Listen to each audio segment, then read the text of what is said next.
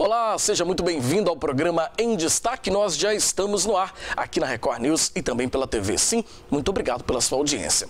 Hoje no programa nós vamos falar sobre a Covid-19, sobre o novo coronavírus. Eu recebo aqui no programa o médico cardiologista Dr. Henrique Bonaldi. Ele ficou muito conhecido depois que vídeos que ele gravou viralizou pelas redes sociais, dando informações importantes sobre a doença. Ele vai trazer hoje para a gente um panorama de como está a Covid-19 aqui no estado e também mostrar como está essa situação, comentar em outros países. O programa Em Destaque já está no ar.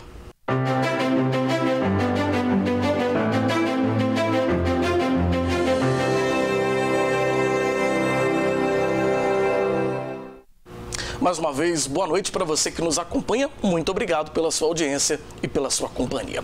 Hoje no programa, como a gente falou agora há pouco na escalada, a gente está recebendo o médico cardiologista Dr. Henrique Bonaldi. Ele ficou muito conhecido nas redes sociais depois de vídeos que ele gravou viralizarem aí, comentando e falando da importância e da seriedade da questão da Covid-19, né, do novo coronavírus. A gente convidou hoje o Dr. Henrique para estar aqui com a gente para explicar um pouco mais, mostrar como está o panorama da situação da doença no Brasil, no mundo, mas também em especial aqui no Espírito Santo. Doutor Henrique, boa noite, bem-vindo ao programa. Boa noite, Fabiano, boa noite ao pessoal da Record News, da Rede Sim, muito obrigado por essa oportunidade. Eu e um monte de médico nesse mundo ainda acredita que essa é a via de salvar a maior quantidade de pacientes dessa doença, é a via de informação. Não é depositando a confiança nem no outro, nem no sistema de saúde, infelizmente. É uma doença completamente diferente e que os hábitos, ou seja, o processo de informação é essencial para pelo menos controle da doença. Com certeza. Agora, doutor Henrique, eu queria até que o senhor explicasse um pouco, talvez o senhor tenha sido um dos primeiros profissionais de saúde do Espírito Santo a ter alertado, talvez de forma mais clara, da seriedade. O governo já falava, o governador já conversava sobre esse assunto, fazia transmissões, o secretário de saúde também, mas o senhor, como profissional, isoladamente, explicou a doença e falou da seriedade de uma forma muito direta para a comunidade, para as pessoas leigas no assunto. O que levou o senhor a divulgar aquele primeiro vídeo? Como que foi isso? Fabiano, eu tenho grandes amigos na vida, graças a Deus. E dois desses amigos, um dos mais ricos e um dos mais pobres amigos que eu tenho, tem pais que eram do grupo de risco na época, ainda são do grupo de risco. E aí, numa tentativa minha de ligar e falar, cara, preocupe-se com seu pai, com sua mãe e tal, os dois, em polos diferentes de situação econômica, disseram para mim assim, nossa, ainda bem que você está me avisando. E aí eu fiquei pasmo, assim, né? Nós estamos diante da doença desde dezembro de 2019. Sim. Nós estamos falando de uma doença que ronda o país há 6 meses praticamente. E o indivíduo tem coragem de falar para mim no começo de março que, graças a Deus que você me ligou, eu fiquei apavorado, literalmente. Sim. E aí fiz o vídeo com a intenção de informar a maior quantidade de amigos o suficiente. E aí minha esposa falou, não, peraí que eu também quero esse vídeo para fulano, para Beltrano. No final das contas eu mandei para algumas pessoas no WhatsApp. 2 horas depois eu tinha mensagem de gente que está morando na Itália falando para mim assim, Bonaldi, eu acho que eu sei que está aqui nesse trem aqui, ó. E na verdade o meu intuito era dar não só seriedade, mas a maior quantidade de informação possível para tornar crédita a ideia do isolamento social, que é hoje ainda, infelizmente, a maneira com que os países que controlaram a doença controlaram via isolamento ou pelo menos distanciamento social. Esse foi o meu interesse. E aí, por ocasião do destino, isso foi parar até no Instagram da Tata Werneck, aí ganhou proporções inimagináveis, né? A mulher tem 40 milhões de seguidores e graças a Deus, assim, eu espero que isso seja um vetor de informação ao indivíduo, que não só a grande mídia, né? Que tem tido um papel, assim, incrível na doença. Não, e é muito importante isso, doutor Henrique está falando, porque a informação é o único remédio que a gente tem durante esse momento de pandemia, né? Eu tenho falado isso algumas vezes, insistentemente aqui no programa, que se a gente tivesse um remédio, né, uma forma de prevenir, a não ser o isolamento, não teria se tornado uma pandemia. Se tornou porque não tem remédio. Então a informação é a única forma que você tem de você evitar pegar a doença ou mesmo sair transmitindo para outras pessoas. E essa foi a arma que você usou, né? Para poder fazer essas pessoas entenderem isso. Exatamente. Fabiano, nós temos alguns jeitos de controlar uma doença, né? O primeiro e principal jeito é prevenindo, é não chegando à doença. O segundo é tratando. Depois que eu pego a doença, como é que eu faço? Para os indivíduos que tratam, a péssima notícia é eu não tenho hoje uma medicação, um suporte, eu não tenho leito suficiente, eu não tenho ventilador mecânico. Então, pós-doença, Eu sou um cara muito limitado, como médico, como assistencial da saúde, eu sou um cara muito limitado. Então a ideia é prevenir. E para prevenir eu tenho duas coisas no mundo que previnem doença. Para doença infecciosa é ou vacina ou hábito. Isso é claro. Então como é que eu faço, por exemplo, com a doença que tem veiculação hídrica, que cai na água?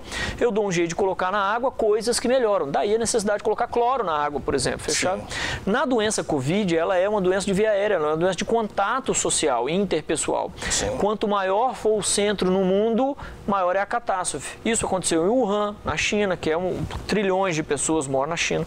Isso aconteceu nos grandes centros da Itália. Isso está maior em São Paulo do que Vitória.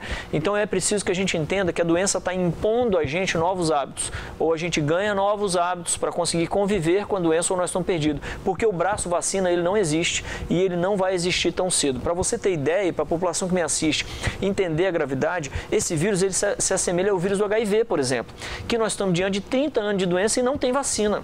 Então, você fala quando se compara no sentido de transmissão? Molecular. Não, de molecular. Isso aí. Quando eu faço análise do tipo de vírus, a gente chama de RNA vírus e tem um monte de tipo. Sim. O tipo de RNA vírus é muito semelhante ao do HIV. A forma de transmissão é completamente diferente.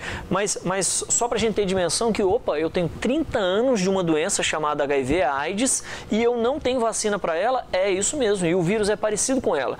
Então não adianta a gente ficar sublimando, achando que vai chegar, porque essa chance ela é menor do que a gente imagina. E infelizmente. Então, de novo, na área da prevenção, eu não tenho o braço da vacina. Se eu não tenho o braço da vacina, o que me resta? Hábito. Ou eu torno o meu hábito completamente diferente, e para o brasileiro que é muito caloroso, muito amigo, muito festeiro, isso é muito difícil, ou eu estou diante de uma catástrofe. Ou seja, é uma situação às vezes até difícil da gente imaginar, porque a gente está vendo a cena de outros países, né? Países europeus, por exemplo, países desenvolvidos que têm uma grande capacidade, talvez até de pensar a saúde até melhor, talvez, do que nós, aqui no Brasil, passando por momentos muito delicados na saúde pública, não é? Exatamente. Eu faço sempre um comparativo com todo mundo que eu converso, com um estado mais rico, menos burocrático, com maior infraestrutura e com grande parte das empresas da área da saúde no mundo, que é o estado de Nova York. O estado de Nova York, junto com os Estados Unidos, mataram de 2 semanas para cá, de uma semana para cá, matou na doença mais de 2.500 pessoas por dia, mais de 3.000 e está passando de 3.000. Nós estamos falando, Fabiano, de 2 mortos, mais de 2 mortos por minuto da doença. É muita coisa. Num estado desse nível. Como é que você acha que o brasileiro vai se comportar? A nossa capacidade técnica não é igual, tecnológica não é igual, financeira não é igual. O americano é um cara que se distancia do outro, o brasileiro se aproxima, porque isso é um hábito. Então, a receita do bolo para a doença no Brasil ela é muitíssimo pior. Essa história de que país tropical, o vírus vai ser menor, vai ser mais atenuado, isso é uma inverdade absoluta. Nós funcionamos o corpo a 36,5 graus. Não tem por que o vírus não responder a 32 de Vitória, gente. Isso é uma falácia. Então a gente precisa encarar a doença como ela é e a gente precisa ter a dica. Isso é como pai com filho, né? Sim. O filho que não aprende com o que o pai está falando, ele vai aprender na vida. E a doença está do mesmo jeito. Se a gente não aprender com o que está acontecendo nos países, China, de Ásia para a Europa, de Europa para a América do Norte, nós temos vários exemplos para a gente se espelhar e tentar fazer melhor. Se a gente não fizer isso e tentar reinventar a roda no país, o buraco é maior, o rombo é maior e a doença se alastra de uma forma indigna para essa população, infelizmente. De fato, a situação é muito séria e a gente precisa, de fato, entender cada vez melhor isso para que a gente possa ajudar, né? De uma forma como irmãos mesmo, fraternos, né? Um ajudar o outro a fazer esse problema acabar, né? E o quanto antes essa pandemia passar, né? A gente espera que essa curva comece a cair o quanto antes. A gente vai continuar conversando, doutor Henrique, ainda sobre esse assunto no próximo bloco. A gente vai para um rápido intervalo. Daqui a pouquinho a gente está de volta com o programa em destaque. Não sai daí.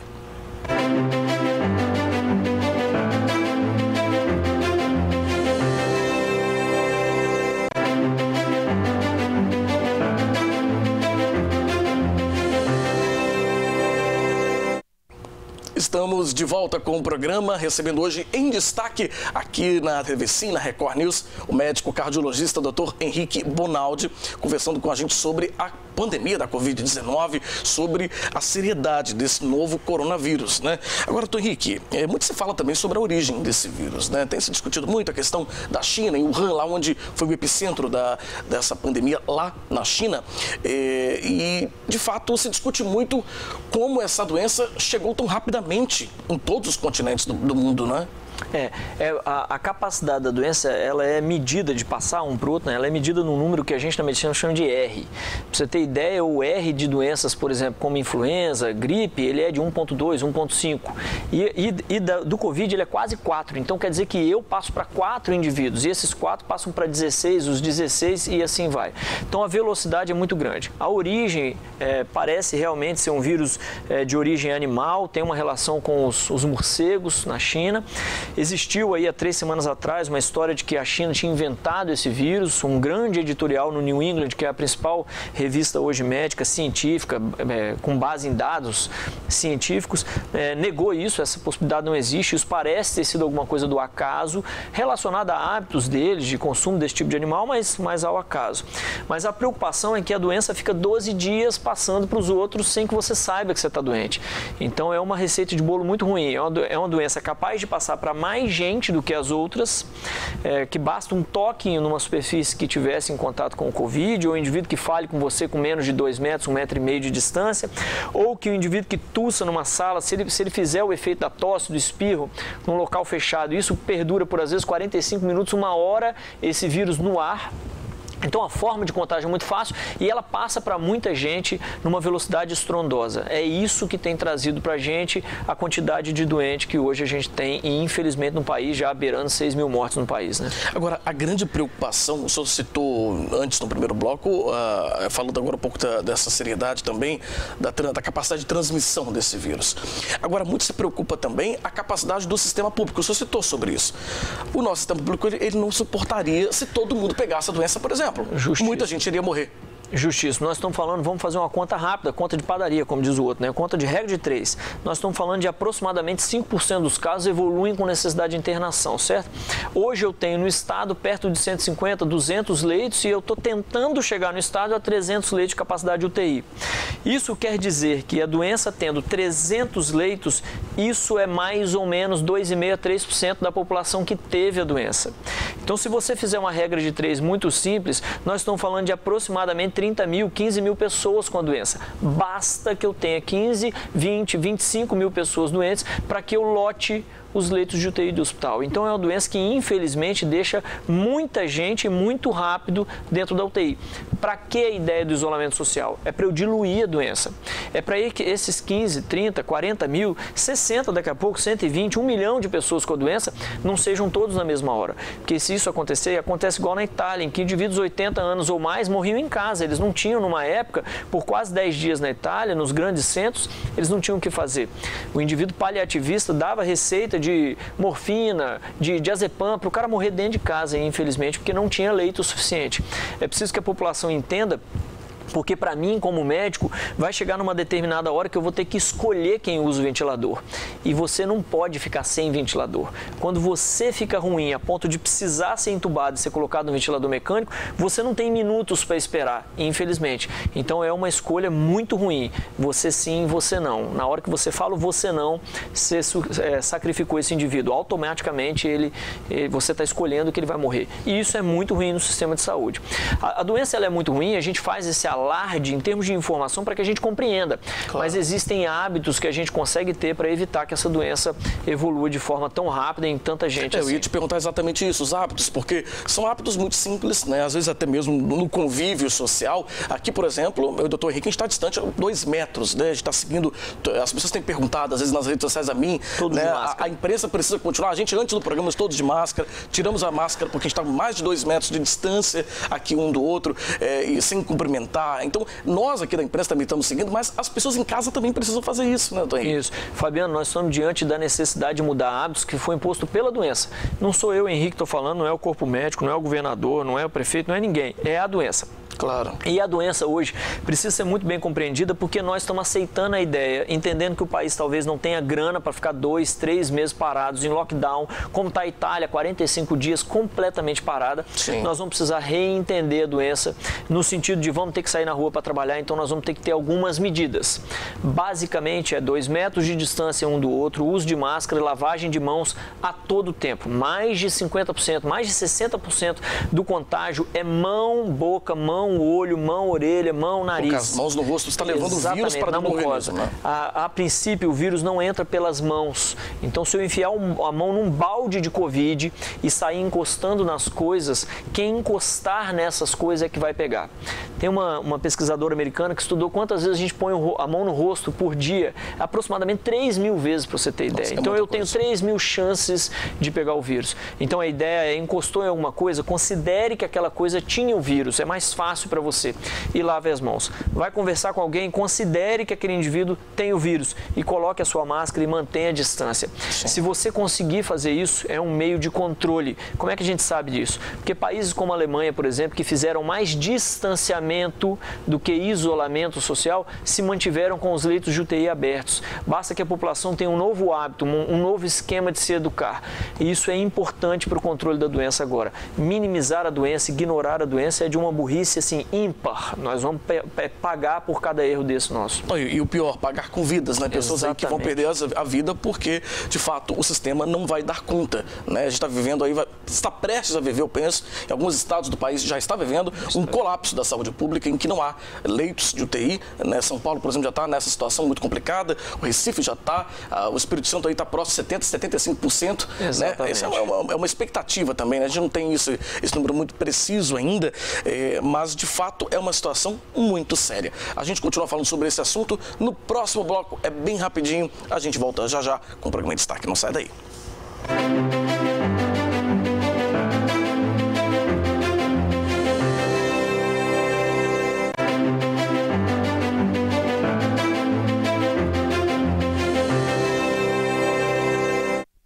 Nós estamos de volta com o programa Em Destaque aqui pela TV Sim, também pela Record News, recebendo hoje o médico cardiologista, Dr. Henrique Bonaldi, médico cardiologista, como eu disse, que está conversando com a gente sobre a Covid-19, sobre o novo coronavírus, né? E como, na verdade, até falando para a gente da seriedade dessa doença, a gente terminou o bloco anterior comentando como o nosso sistema de saúde está diante aí de um colapso, né? Aqui no Espírito Santo, e a gente já está vendo isso em outros estados. O doutor Henrique explicou, a capacidade de transmissão dessa doença é muito alta, é muito grande.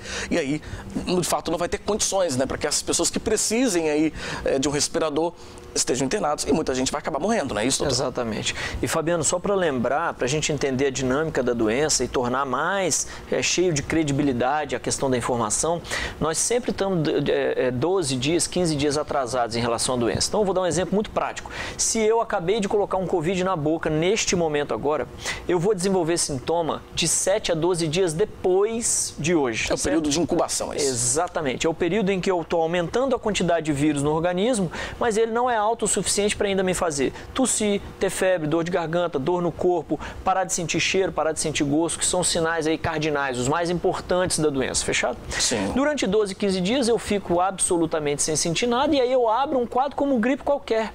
Eu vou ter nas primeiras 24 horas aí tosse, uma tosse seca, eu vou ter um pouco de dor no corpo, vou ficar um pouco prostrado em casa, sem vontade de sair da cama, um cara mais lerdo. 24 horas depois, 12 horas depois, vem o começo da febre, a febre não é uma febre de 39,5, 40, ela é uma febre de 38, 38,5 e isso tende a se resolver em mais de 99% das pessoas em 3 dias, 4 dias, fechado? Qual é o problema? Em 5% dos indivíduos, quando ela passa do 6º dia, eu continuo com febre e ela piora, eu continuo com tosse e ela piora, a minha dor no corpo é extremamente grande e eu posso cursar com sintomas respiratórios baixos, que a gente chama. O que é isso? A doença sai daqui e vem para cá. Quando isso acontece, eu tenho falta de ar. Nessa hora, estima-se que pelo menos 10 a 20% do seu pulmão está tomado por uma pneumonia. E aí é a catástrofe. Esse indivíduo é o cara que vai precisar de internação, oxigênio, hidratação, antibiótico. Ele já tem que ser entubado nessa etapa? Nessa etapa, não. Ainda não. A etapa que envolve a intubação é um negócio chamado insuficiência respiratória aguda. É quando o pulmão dele, tomado pela quantidade de secreção, numa região onde era para trocar CO2 por O2, trocar ar ruim com ar bom, Tomado por secreção, eu tenho tanto pulmão que eu não consigo mais respirar sozinho. Nessa hora, minha falta de ar ela é junto com um monte de outra coisa. Um monte de sintoma de um cara que não está conseguindo respirar. Sim. Nessa hora eu preciso sedar o cara e pôr um tubo dentro da garganta dele. Perceba, nessa dinâmica da doença, o cara que complica, nós estamos falando de 20 dias atrás, quando ele pegou a doença. E desses 20 dias, 12 dias ele não sabe que ele está doente e está passando para o outro. É tão difícil entender que é para a gente ficar em casa, porque se você está em casa, você passa 12 dias quase sem passar para absolutamente ninguém. Sim. Você vai passar para, no máximo, sua esposa, filhos, Sim. que também estão em casa. Então a doença, ao invés dela pegar 4 mais 4, mais 4, mais 4, ela pega 4 e fica dentro de casa. Sim. Isso aconteceu com 7 dos pacientes que eu estou acompanhando. São pacientes que conseguem ficar em casa e não estão trabalhando. Pegaram a doença e isso alastra para dentro de casa. Qual é a orientação? Fica dentro de casa. Se você for esse indivíduo que vai responder bem, 3º, 4º dia de doença, você vai melhorar do sintoma e vai sair dessa bem, ponto para nós. Nós estamos falando de 99,9 indivíduos em cada 100. Sim. Agora, e se você não for? E se você for o 4%, o 5% que vai precisar de uma outra internação? Sim. Se você for esse indivíduo, você vai abrir um quadro diferente, mais grave, e você vai pedir, pelo amor de Deus, para ter vaga, não só de enfermaria, como de UTI, como de ventilador mecânico para você. Que é o que nós, médicos, morremos de medo de não ter. Se eu não controlo a doença, aumenta o número de doente, aumenta o número de doente grave, e eu vou ter que chegar um dia para um paciente meu e falar, não tem vaga para você, sinto muito. É a situação muito terrível, né? Agora, fala-se muito, doutor Henrique, também da questão das comorbidades, ou seja, outras doenças já pré-existentes com esse paciente, e ao ele pegar a Covid-19, ele entrar numa situação, o corpo não aguentar mesmo, né? Exatamente. Fabiano, quem tem comorbidade nos preocupa por 2 motivos, a primeira curva e a segunda curva, e vocês vão entender o que é isso. A primeira curva é o Covid, faz aquela curva que a gente está vendo, muita gente cheia de Covid, como é que eu faço com esse indivíduo? Porque ele tem mais chance de precisar do ventilador mecânico. Sim. Quanto mais comorbidade eu tenho, maior a chance de precisar do ventilador mecânico. Idosos, hipertensos, diabéticos, gente com problema no pulmão, gente com câncer, gente obesa, é quem hoje ocupa o ventilador mecânico, em sua grande maioria. Esse é o primeiro grande problema. Então, se você faz parte desse indivíduo, é mais um motivo para você ficar em casa, não só protegendo o outro, mas como se protegendo. E o segundo motivo da preocupação nossa como médico é o que a gente chama de segunda curva. Quem é?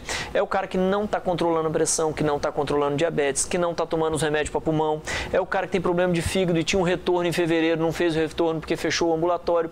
Esse indivíduo começa a descompensar da doença. E quando ele descompensar da doença, ele também vai precisar de um leito, Fabiano. Como é que eu faço se eu não vou ter leito? Sim. Ou se eu vou ter leito contaminado com Covid? Sim. Então é essencial. O indivíduo que tem comorbidade, ele tem que, neste momento agora, ficar o máximo recluso que puder e controlar a comorbidade dele, escutar o que o médico sempre falou no ouvido dele, que ele deu aquela ignorada, aquele salzinho a mais que ele come, aquela massa, aquele doce que ele comia, que o médico sempre falou para ele não come. Essa é a hora dele fazer rigorosamente o que o médico dele falou a vida inteira, para ele passar por esse período da doença sem exacerbar a doença dele, sem piorar a doença dele. Não, e quando a gente fala em comorbidades, doutor Henrique, a gente tem observado, por mais que, por exemplo, os idosos liderem a questão do grupo de risco, né, maior risco, mas pessoas de várias idades com comorbidade e pegando a doença, elas acabam tendo um índice maior também de possibilidade de morrer, não é? Justíssimo. Para os indivíduos mais jovens, é aquele cara metabolicamente descontrolado, aquele cara mais obeso, tem uma glicose um pouco mais alta, ele não tem um quadro de pressão alta, mas ele já não tem uma pressão normal,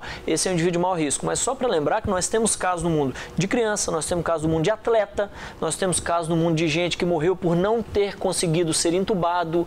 Pasme, Fabiano, nós estamos diante de uma doença que eu não tenho, o que normalmente eu tenho para intubação é um momento que dura 2 minutos, 4 minutos, em que eu controlo o ambiente. No Covid, eu tenho 15 segundos para conseguir intubar esse cara. Então, qualquer complicação na hora da intubação significa morte. Nós perdemos um médico em São Paulo por má condição de ser entubado. Ele tinha uma alteração morfológica na traqueia dele que impossibilitou a intubação. Então perceba, não é uma doença que a gente tem que preocupar só com Covid.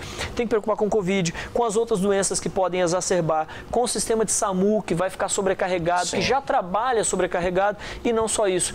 O atendimento ao indivíduo do Covid é um atendimento muito difícil. É preciso que a gente respeite a doença claro. E trace esses novos hábitos para a gente conseguir conviver com ela enquanto a gente não tem uma solução para isso. Não, de fato, a gente pode só afirmar diante dessa explicação muito bem feita pelo Dr. Henrique, de que não é um resfriadinho, nem uma gripezinha, como a gente infelizmente ouviu falando por aí, não é verdade? É uma doença muito séria. Muito séria, com a mortalidade muito alta, e não precisa confiar em mim.